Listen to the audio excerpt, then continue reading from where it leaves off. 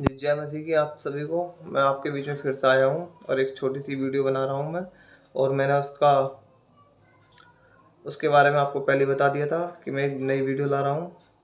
क्या एक सच्चा मसीह शराब पी सकता है या नहीं, इसके ऊपर मैं बात करने जा रहा हूँ। क्योंकि मैंने बहुत सारे सेवकों के मुँह से ये सुना है। कुछ कहते हैं कि हाँ पी सकते हैं, कुछ कह सकते हैं नहीं पीते हैं, कुछ कह सकते हैं थोड़ी थोड़ी पी सकते हैं, ज़्यादा नहीं। अब कुछ टीचिंग ऐसी चल रही है ओल्ड टेस्टमेंट से, जो कहते हैं कि पी सकते हैं, चाहे वो नेशनली हो या इंटरनेशनली हो या रिवाइवल हो या बिशप हो। एक वचन है पुराने नियम का, संभोपदेशक 9:7, उसको उठाते हैं और कहते हैं कि पी सकते हैं। तो पहले आइए उस वचन को पढ़ते हैं। लिखा है, अपने मार्ग पर चला जा, अपनी रोटी आनंद से खाया कर और अपने मन में सुख मानकर अपना दाख मधु पिया कर, क्योंकि परमेश्वर तेरे कामों से प्रसन्न हो चुका है। तो ये वचन है वो सुलेमान राजा ने लिखा है। अब सुलेमान राजा इस वचन को क्यों लिख रहा है भाई, किसके लिए लिख रहा है, क्या कॉन्टेक्स्ट इसका क्या था, इसकी परिस्थिति जो थी वो क्या थी, और इसको लिखने का मकसद क्या था उसका। अब किसको लिख रहा है, कम से कम यह तो साबित हो जाता कि वो हमारे लिए लिख रहा है, सुलेमान राजा। और मैं आपको बता दूं, ये वचन हमारे लिए बिल्कुल नहीं है। क्योंकि कुछ लोग जो हैं सिखाते हैं, दिखाते हैं और फिर जो है कह देते हैं कि पी सकते हैं। बिल्कुल नहीं है हमारे वचन, हमारे लिए बिल्कुल नहीं है ये वचन। आपको समझना होगा। अगर आप ये सोच के पीते हो शराब या आपको कोई ऐसे सिखाता है तो वो गलत सिखाता है। तो बाइबल में तो फिर ये भी लिखा है, फांसी ले लोगे आप फांसी, फांसी ले। तो बाइबल में तो ये भी लिखा है, दो दो शादियां करना, पांच पांच शादियां करना, तो जाओ आप कर लो।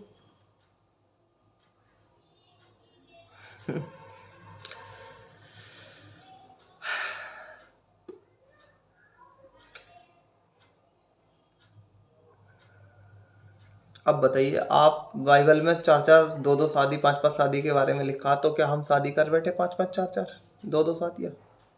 नहीं कर सकते ना। तो पढ़ते समय ध्यान देना है किसको लिख रहा है, ठीक है, आज किस पर लागू होता है या नहीं, ठीक है।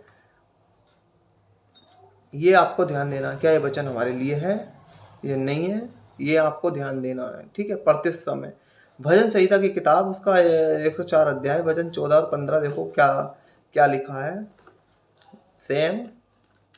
सैम की किताब और अध्याय इसका 104, वचन 14-15 लिखा है। 14 तक पढ़े। तू पशुओं के लिए घास और मनुष्य के लिए अन्न आदि उपजाता है, और इस रीति भूमि से वह भोजन वस्तु उत्पन्न करता है, और दाख मधु जिससे मनुष्य का मन आनंदित होता है, और तेल जिससे उसका मुंह चमकता है, और अन्न जिससे वह संभल जाता है। तो यहाँ पर देखिए लिखा है दाख मधु के बारे में भी यहाँ पर लिखा है, ठीक है। अब ये देखिए, दाख मधु जो है, इसकी कोई गारंटी नहीं कि शराब पिए, हो सकता है कुछ और दाख मधु हो, किसी और तरह का दाख मधु हो, लेकिन ये तो साबित हो जाता है कि कम से कम ये दाख मधु है। लेकिन कुछ लोग इसी को जो है उठाते हैं और कहते हैं कि नहीं नहीं, ये जो है वही है, शराब है, और जो है पी सकते हैं, इस वचन का सहारा लेकर। किस वचन का? भजन संहिता का, इसका भी सहारा लेते हैं और कहते हैं कि आप पी सकते हैं। तो देखिए, दाख मधु पुराने नियम में क्या होता था, पुराने नियम में क्या, अभी भी कुछ गाँव के लोग ऐसे हैं कि कुछ खाना खाने के बाद में जो है गुड़ का इस्तेमाल करते हैं, ताकि उन खाना खाने के बाद में गुड़ इसलिए ले लेते हैं ताकि उनका पेट का संतुलन ठीक रहे।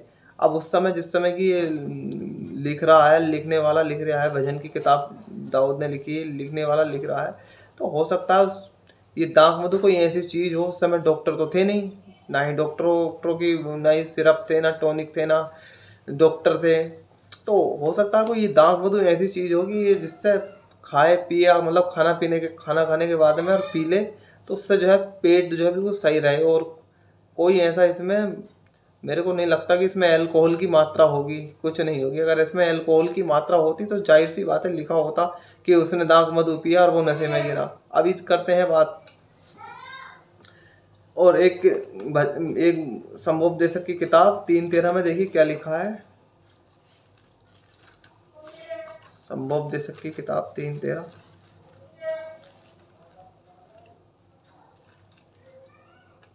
देखिए क्या लिखा है, पढ़ता हूँ मैं। सिखाने वाले ऐसे सिखाते हैं। और यह भी परमेश्वर का दान है कि मनुष्य खाए पिए और अपने सब परिश्रम में सुखी से रहे। तो ये मैंने पुराने नियम का वचन ये भी मैं आपको पढ़ के बता दिया कि मनुष्य खाए पिए अब सुखी से रहे। अब बताइए, शराब पी के कोई सुखी से रह सकता है क्या? शराब पी के घर में लड़ाई झगड़े ये सब उसके जीवन में होगा, ठीक है। तो शराब पी के इंसान सुखी नहीं रह सकता, ये तो 100% बात है। कुछ ना कुछ उसके शरीर में भी दिक्कत आती रहेंगी, घर में लड़ाई झगड़े चलते रहेंगे। तो शराब पीने से जो है इंसान सुखी नहीं रहेगा, ये 100% है बात। कहते हैं थोड़ा थोड़ा पी सकते हैं, कुछ कहते हैं बियर पी सकते हैं। डॉक्टर ने बताया, सलाह दी है कि पेट में पथरी है तो सॉरी माफ करना, किडनी में पत्थर है। कुछ कहते हैं रेड वाइन पी सकते हैं। तो मैं आपको बता दूं, पियो पी नहीं पीनी है। अल्कोहल का सहारा नहीं लेना आपको। और इस वचन के कुछ टीचिंग ऐसी चल रही है कि वो सिखाते हैं। पहला तीमुथियुस 5:23, देखिए 5:23 में आपको पढ़ के बता देता हूँ। पहला तीमुथियुस 5:23 में क्या लिखा है।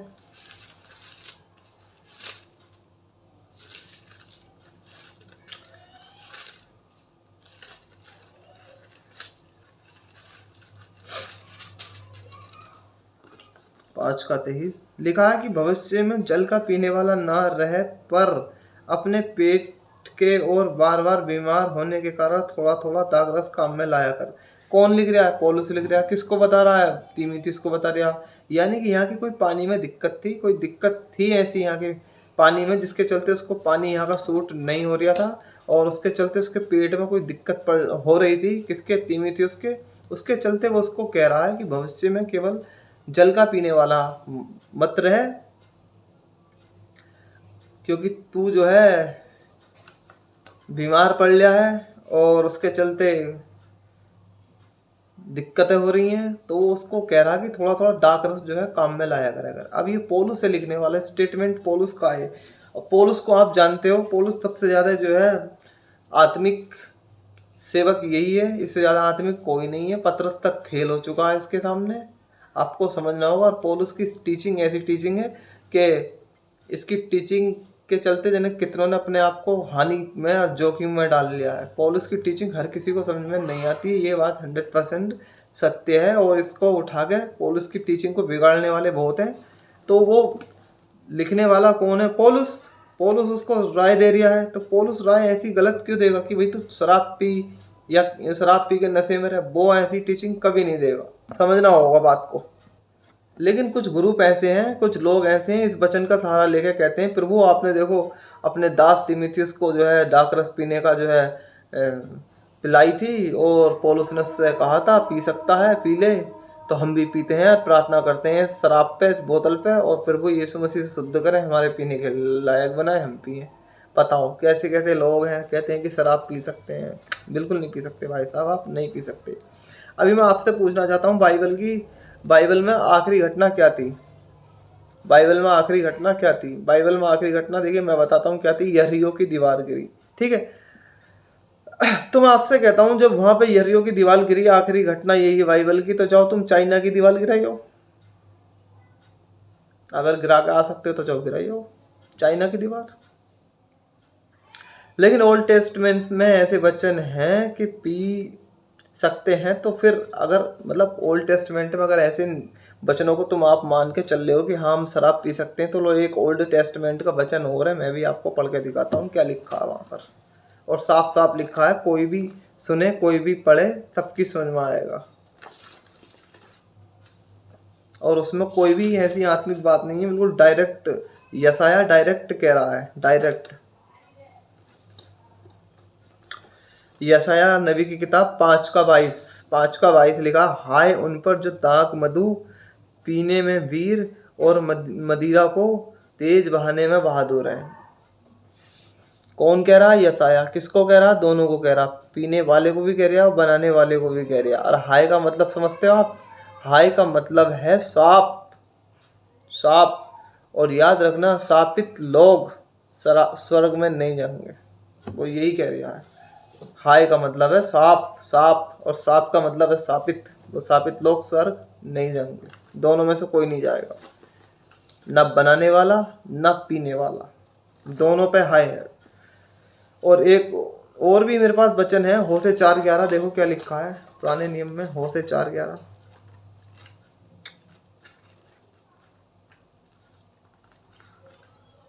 होशे नबी की किताब और 4:11 क्या लिखा। तो यही बात मैं बता रहा हूँ, अगर आप पुराने नियम से उठा के किसी को सिखाते हो तो मैं भी आपको पुराने नियम से उठा के बताता हूँ कि पुराने नियम में अगर ऐसे वचन भी लिखे हैं पीने के, तो पुराने नियम में ऐसे वचन भी लिखे हैं ना पीने के। होशे नबी की किताब 4:11 लिखा है, बेश्या गमन, बेश्या मन और दाख मधु और ताजा दाख मधु, ये तीनों बुद्धि को भ्रष्ट करते हैं। बताइए, बुद्धि भ्रष्ट होती है बेश्यागमन से और दाख मधु से और ताजे दाख मधु से। तीनों के तीन बुद्धि को भ्रष्ट कर देते हैं।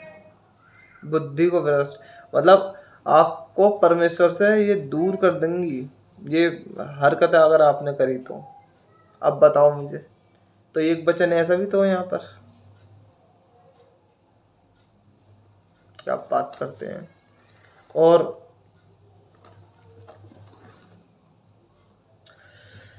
तो परमेश्वर में ऐसे वचन भी हैं, अगर आप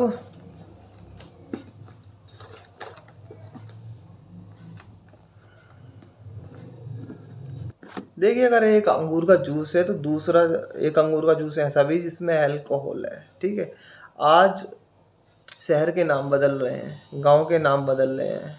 आपको समझना होगा, आपको ये समझना होगा कि वो अंगूर का जूस था या अल्कोहल था। आपको ये तो पता ही है कि गांव के नाम बदल रहे हैं, शहरों के नाम बदल रहे हैं। योगी जी ने बदल दिए ना, बदल दिए, कितने नाम बदल दिए। तो वही मैं बता रहा हूँ। तो आपको यही समझना होगा कि वो अंगूर का जूस था या अल्कोहल था, क्योंकि कुछ लोग नहीं समझते इस बात को, बिल्कुल भी कहते हैं नहीं पी सकते हैं। तो देखिए, उत्पत्ति की किताब में फिर लेकर चलता हूँ मैं आपको। उत्पत्ति 19 का, माफ़ करना 9 अध्याय में 9:21 में देखो क्या लिखा है। पढ़ता हूँ मैं। और वह दाख मधु पीकर मतवाला हुआ और अपने तम्बू के भीतर नंगा हो गया। कौन? नूह। नूह। तो ये नंगा हो गया, दाख मधु पी के नंगा हो गया। इसको कुछ भी पता नहीं था कि मैं कहाँ पड़ा हूँ, किस जगह पड़ा हूँ। इसको अपने शरीर पे तक का नहीं पता था कि मेरे शरीर पर कपड़े हैं या नहीं है। ऐसा नंगा हुआ। आज भी लोग अगर ये सब पियेंगे तो नंगे हो जाएंगे। नंगे कैसे? गालियाँ बकेंगे उल्टी सीधी और गलत सलत हरकतें करेंगे, ना पता नाली में पड़े ना पता कहाँ पड़े। तो जैसे वो नंगा हुआ, आज ये नंगे होंगे बिल्कुल। और मैं एक वचन और पढ़वाऊँ इसी किताब का। एक घटना और हुई थी उत्पत्ति के 19:35 में। देखो क्या लिखा है। 19:35 लिखा है, अतः उन्होंने उस दिन भी रात के समय अपने पिता को दाख मधु पिलाया और छोटी छोटी बेटी जाकर उसके पास लेट गई। उसको उसके भी सोने और उठने का समय का ज्ञान न था। मतलब कौन है? लूत की बेटी। ये लूत की क्या थी? बेटियां थी। ये इन्होंने अपने पिता को शराब पिलाई और मदिरा, और पिलाने के बाद में जो है ये चली गई अपने पिता के पास, और उसको जरा सा भी पता बिल्कुल नहीं चला कि मेरे साथ में हुआ तो हुआ क्या। आप जानते हो कि उस घटना के बाद में फिर क्या हुआ था, कैसी कैसी मतलब उसके फिर दोनों बेटियों ने उसके साथ में क्या करा था, और वो बहुत नशे में था। फिर उससे जो है 2 बच्चे उत्पन्न हुए थे, उन दोनों को, लड़कियों को। ये ऐसी घटना हो गई थी, मतलब बालक तक हो गए, उसको पता तक नहीं चला। किसको? लूत को, कि मेरी बेटियों ने मेरे साथ में क्या करा। आप जानते ही हो। ये था नशा, जिसको बोलते हैं, ये था नशा। नशा था ये, नशा। हिब्रू में पढ़ते हैं तो इसको जो है, इसका स्ट्रॉन्ग है 3196, और इसको कहा गया हाइएन। हाइएन शराब को कहा गया हाइएन। हाइएन, तो इसको कहा गया हाइएन। हाइएन। आप जो है जेनेसिस से मलाकी तक अगर आप इसको पढ़ोगे तो एक ही ट्रांसलेट मिलेगा, और वो है हाइएन। शराब को कहा गया हाइएन। इन दोनों को बाइबल में वाइन लिखा है, वाइन। इंग्लिश में अगर आप पढ़ोगे तो वाइन है, ठीक है। डार्क रस की जगह इंग्लिश में वाइन लिखा है, वाइन। तो जेनेसिस 1:29 में आपको मैं पढ़वा के बताता हूँ फटाफट। उत्पत्ति 1:29 में क्या लिखा है? उत्पत्ति 1:29 में लिखा है, फिर परमेश्वर ने उनसे कहा, सुनो, जितने बीज वाले छोटे छोटे पेड़ और सारी पृथ्वी के ऊपर हैं, और जितने वृक्षों में बीज वाले फल होते हैं, वे सब मैंने तुमको दी, और वे तुम्हारे भोजन के लिए हैं। आप जानते हैं यहाँ पर क्या बताना जा रहे हैं परमेश्वर? मतलब जो छोटे छोटे पेड़ हैं, जिनको हम बोलते हैं वेजिटेरियन, ये उनकी बात हो रही। छोटे छोटे पेड़ मैंने तुमको दिए, तुम्हारे वो भोजन के आहार के लिए हैं, ठीक है। तो अगर आप ही इसी ट्रांसलेट को आप अगर इंग्लिश में पढ़ोगे ना, इंग्लिश में, और आपने वो मीट का टुकड़ा तो देखा ही होगा, मीट का टुकड़ा आपने अच्छी तरीके से देखा होगा। अगर आप इसी ट्रांसलेट को अगर आप इंग्लिश में पढ़ोगे तो मीट कहा गया है इनको। जो वेजिटेरियन सब्जियां हैं ना, इनको मीट बोला गया है। बताइए अब। तो एक काम करो, वेजिटेरियन सब्जी खानी बंद करो, तो मीट पा जाओ। तो बाइबल की देखिए शैली थोड़ी हट गई है, बदल गई है, लेकिन शब्द वही है, शब्द वही है। शैली में थोड़ा बदलाव है, लेकिन अर्थ वही है। आप ये मत समझना कि नहीं, हम तो जो है, बाइबल की एक शैली होती है। बाइबल भी पेड़ों को, वो माफ करना, इंसानों को पेड़ कहती है। पेड़ पेड़ पेड़ पुरुष, आपने पढ़ा भी होगा, और मैं याद दिलाऊं? बस चलो बाद में याद दिलाऊंगा कहाँ पे है, किस जगह है। लेकिन शैली है। अभी मैं बताऊं आपको एक शैली और है। लेविटिकस 2 अध्याय, उसका एक पहला वचन पढ़ के बताता हूँ मैं क्या लिखा वहाँ पर। लेविटिकस मतलब लेवी व्यवस्था 2:1 लिखा, जब कोई यहोवा के लिए अन्नबलि का चढ़ावा चढ़ाना चाहे तो वो मैदा चढ़ाए और उस पर तेल डालकर उसके ऊपर लावन रखे। क्या रखे? लावन रखे। अब आप ध्यान से पढ़ लेना, एक बार समझ लेना, माफ करना, मैं एक बार और पढ़वा देता हूँ। जब कोई यहोवा के लिए अन्नबलि का चढ़ावा चढ़ाना चाहे तो वो मैदा चढ़ाए और उस पर तेल डालकर उसके ऊपर लावन रखे। लावन, ठीक है, लोबान रखें, ठीक है। अब देखिए इसको इंग्लिश में क्या पढ़ेंगे आप, जब आप इंग्लिश में इसको पढ़ेंगे ना, इसी ट्रांसलेट को, तो वहाँ लिखा है मीट चढ़ाएं। मीट चढ़ाएं मतलब सब्जी को भी मीट, अगर अंगूर का भी इसको जो है, जो मैदा को लिखा है ना, मैदा को चढ़ाएं, तो इसको लिखा है मीट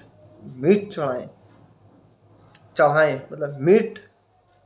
अब आप जो है सब्जी को भी मीट, ठीक, और अंगूर का जो जूस है उसका ट्रांसलेटेड डार्क रस, ठीक है। और आपने वो देखा भुट्टे का दाना जो होता है, भुट्टे का दाना, तो भुट्टे का दाना जो होता है, तो उसको इंग्लिश में क्या बोलते हैं? कॉर्न, ठीक, कॉर्न। और ओल्ड टेस्टमेंट में भुट्टे को कौन बोलते थे? कौन, ठीक है। अब यूहन्ना 12:24 पढ़वाता हूँ आपको, क्या लिखा है यूहन्ना 12:24। जॉन 12:24 लिखा, मैं तुमसे सच सच कहता हूँ कि जब तक गेहूं का दाना, बस गेहूं का दाना। अब इसको भी कौन कहेंगे आप इंग्लिश में? अगर आप इसको ट्रांसलेट पढ़ेंगे इंग्लिश तो इसको भी कौन कहेंगे। और जो भुट्टे का दाना है उसको भी आप कॉर्न कहेंगे, ठीक है, ये भी कॉर्न है वो भी कॉर्न है। तो इनका ट्रांसलेट क्या है, एक ही, कौन कौन कौन, ठीक है। तो दोनों का एक ही ट्रांसलेट निकल कर आता है, कौन कौन कौन। भुट्टे के दाने को भी कौन कहोगे और ये जो प्रभु यीशु मसीह ने कहा इसको भी आप कौन ही कहोगे। अब मैं आपको बताता हूँ कि बाइबल में लिखा है, मैं आप प्यार करता हूँ, मैं प्यार करता हूँ, कुत्ते से भी प्यार करता हूँ, इंसान से भी प्यार करता हूँ, ठीक है, और परमेश्वर से भी प्यार करता हूँ, अपने परिवार वालों से भी प्यार करता हूँ। तो शब्द तो वही रहेगा ना, शब्द वही रहेगा ना, सेल ही चेंज है। देखिए सेल ही चेंज हो जाएगी लेकिन शब्द जो है वो वही रहेगा, समझ रहे हो। शब्द चेंज, माफ करना, शब्द चेंज नहीं होगा, शैली चेंज हो जाएगी, शैली चेंज हो जाएगी लेकिन अर्थ उसका वही है, प्यार करता हूँ प्यार करता हूँ, ठीक है, वो चेंज है। आपने याकूब की किताब 2 अध्याय वचन 3 पढ़ो, क्या लिखा, 1 मिनट पढ़ कर बताता हूँ मैं। याकूब की किताब 2 अध्याय वचन 3।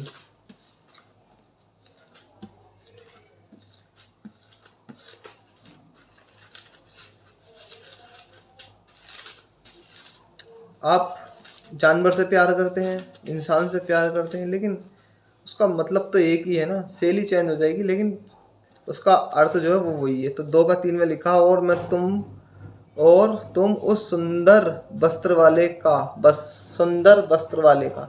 अब इसको मैंने इतना ही क्यों पढ़ा है, मैं इसकी पीछे की वजह है। याकूब की किताब, इसको माफ करना 2 का 3, इसको आप इंग्लिश में पढ़ोगे तो ग्रे क्लोथिंग आगा, गे क्लोथिंग, माफ करना गे क्लोथिंग के। इस गे क्लोथिंग का मतलब है कि जो पुराने नियम में जो लोग अच्छे कपड़े वस्त्र पहने हुए रहते थे, राजा महाराजा, तो उनको कहा जाता था कितना अच्छा दिख रहा है, ठीक है, कितना अच्छा दिख रहा है। तो आपको ये समझना होगा कि यीशु मसीह ने जो दाखरस बनाया था वो कौन सा था, अंगूर वाला या अल्कोहल वाला, आप इसको समझो। पहला चमत्कार यीशु मसीह का यही था। तो आप इसको समझो कि वो कौन सा बनाया था कौन सा नहीं बनाया था, ठीक है। और परमेश्वर आपको नशा क्यों करवाएगा, पहले तो ये बताओ मुझे। आपको परमेश्वर नशा कभी नहीं करवाएगा, परमेश्वर अच्छी चीज़ बनाता है, खराब चीज़ कभी नहीं बनाएगा, आपको ये बात समझनी होगी। और परमेश्वर ही अगर आपको नशा कराएगा तो शैतान क्या कम नशा करवा रहा लोगों को, दुनिया भर के इंजेक्शन लगा रहे लोग, दुनिया भर का शराब पी पी के कहाँ से कहाँ पड़े, बताइए मुझे। तो शैतान में और परमेश्वर में फ़र्क ही क्या रह गया। नहीं पीनी है आपको शराब, बिल्कुल नहीं पीनी है। उत्पत्ति से लेकर प्रकाशित वाक्य तक किताब में, प्रकाशित वाक्य तक परमेश्वर मना कर रहा है पीने के लिए, बिल्कुल डांट लगा रहा है, नहीं पीनी तो नहीं पीनी। पहला पत्रस 4 का 3 पढ़ लेना, रोमियो 8 अध्याय वचन 6 और 7 पढ़ लेना, और गलातियों 5 अध्याय वचन 19 से 21 तक मना कर रहा है। यशायाह 51 से 17 तक मना कर रहा है। प्रकाशित वाक्य 14 अध्याय वचन 10 बिल्कुल मना है। पहला कुरिन्थियों 15 अध्याय वचन 34 मना है, और प्रकाशित वाक्य 21 का 8 बिल्कुल मना है, ठीक है। तो मैं चलता हूँ, अगली वीडियो में फिर मिलूँगा, बातचीत कर दूँगा आपसे, फिर वो आपको बहुत आशीष करे, ठीक है।